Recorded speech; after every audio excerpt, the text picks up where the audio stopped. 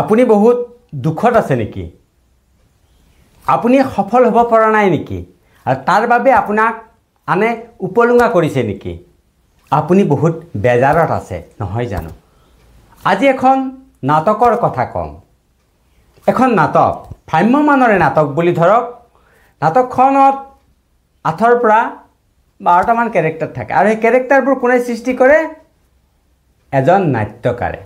আৰু সেই কেৰেক্টাৰবোৰ আমি মঞ্চত আমি অভিনয় চাবলৈ যাম। এতিয়া মূল কথাটো হ'ল আমি মঞ্চত যিবোৰ আমি কেৰেক্টাৰ দেখিম, সেই কেৰেক্টাৰবোৰৰ প্ৰতিটো কেৰেক্টাৰৰ অভিনয়ক আমি সফল বুলি ক'ব পাৰিমনে? নোৱাৰোঁ। কিছুমানক আমাৰ খুব ভাল লাগে আৰু কিছুমানক আমাৰ বেয়া লাগে।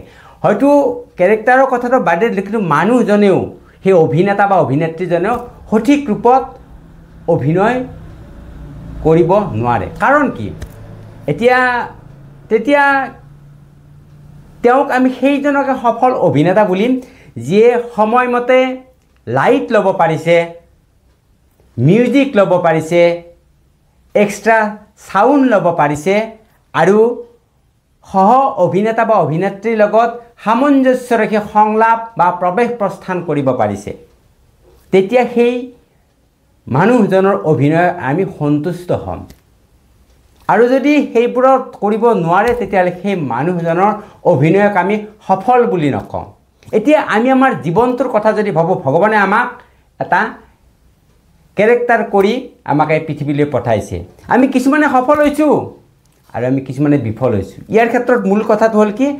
আমি নিৰ্দিষ্ট সময়ত আমি লাইটটো ল'ব জনা নাই। অৰ্থাৎ আমি কোন ঠাইত থিয় দিব লাগিব সেইটো আমি জনা নাই।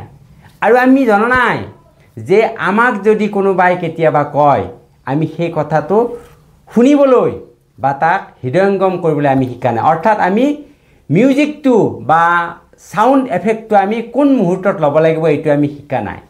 আৰু আমি যিবিলাক অভিনেতা অভিনেত্ৰী তেওঁলোকৰ লগত আমি সামঞ্জস্য ৰাখি আগবঢ়া নাই। অৰ্থাৎ আমাৰ লগত যিবোৰ মানুহ আমাৰ সংস্পৰ্শত আহে তেওঁলোকক আমি ভাল বেয়া বিচাৰ নকৰি তেওঁলোকক আমি সাধাৰণতে আমি যেনেধৰণে ব্যৱহাৰ কৰিব লাগে তেনেধৰণে ব্যৱহাৰ কৰা নাই। আৰু তাৰ ফলত আমাৰ অভিনয় নিখুঁত হোৱা নাই, আমি জীৱনত আগবাঢ়ি যোৱা নাই। কথাটো বাৰু হয়নে নহয়? আৰু আপুনি অভিনয় কৰি আপুনি নিজে সন্তুষ্ট হ'ব পাৰিছেনে নাই, এইটো এটা অভিনেতাৰ মূল লক্ষ্য হ'ব লাগে। ঠিক তেনেদৰে আপুনি বা মই আমাৰ জীৱনত যিবোৰ কাম কৰি গৈছোঁ সেই কামবোৰক লৈ আমি বাৰু সন্তুষ্ট হয়নে নহয়? আমি যদি সাধাৰণক আমি দৰ্শক বুলি ভাবোঁ, তেওঁলোকে আমাৰ প্ৰতি চাই থাকিব, আমাৰ পৰা বহুত বেছি আশা কৰিব। কিন্তু আপুনি যিখিনি দিব পাৰিছে বা আপুনি যিখিনি ল'ব পাৰিছে, যি ধৰণে আগবাঢ়িব পাৰিছে, সেইখিনি আপুনি কৰিব পাৰিছেনে নাই? যদি পৰা নাই তেতিয়া কিন্তু আপুনি বিফল।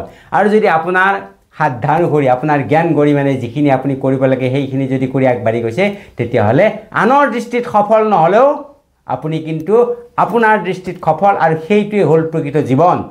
গতিকে আহক আমি দুখ নকৰোঁ, আনে কৰা উপলুঙাবোৰক আমি গুৰুত্ব নিদিওঁ। কাৰণ আমি আমাৰ মতত ঠিকেই আছোঁ, আমি আমাৰ সাধ্যানুসৰি আমি জীৱনত সফল হৈছোঁ। আনে বহুত ওপৰলৈ যাব পাৰে সেইটো কথা নহয়। ভগৱানে হয়তো তেওঁক তেনেকৈ পঠাইছে যেনেদৰে নাট্যকাৰ এজন অভিনেতাক বিশেষ ধৰণে আগবঢ়াই লৈ যায়, সংলাপেই হওক বা প্ৰৱেশ প্ৰস্থানেই হওক বা কিছুমান একশ্যনৰ জৰিয়তে। আহক ভগৱানে আমাক ইয়াত পঠাইছে, আমাকো নিৰ্দিষ্ট কিছুমান ডাইৰেকশ্যন দি আমাক ইয়াত অভিনয় কৰিবলৈ পঠাইছে। আমি আমাৰ জ্ঞান গৰিমাৰে আমি আমাৰ অভিনয়ক সফল কৰি তুলি আমাৰ জীৱনটো আগবঢ়াই যাওঁ। নমস্কাৰ।